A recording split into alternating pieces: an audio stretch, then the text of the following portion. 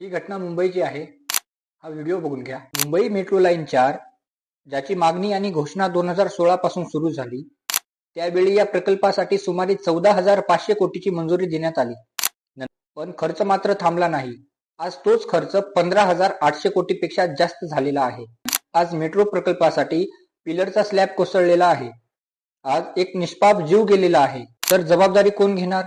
कॉन्ट्रॅक्टदार, engineer, project manager की नेहमीप्रमाणे चौकशी? काही दिवस चर्चा आणि सगळं विसर. किती वेळा किती दुर्लक्ष होणार? किती वेळा असे जीव जाणार? आणि अजून किती काळ अशी बेपर्वाही चालणार? विकास हवा, प्रकल्प हवेत, पण जीवाच्या किमतीवर नाही. आज दोषारोप नाही, पण आज स्पष्ट प्रश्न आहे. जबाबदारी ठरली पाहिजे, निर्णय झाले पाहिजेत. सरकारकडून मृताच्या कुटुंबाला 5 लाख रुपयाची मदत जाहीर झाली आहे. पण एका निष्पाप जीवाची किंमत फक्त 5 लाख रुपये का?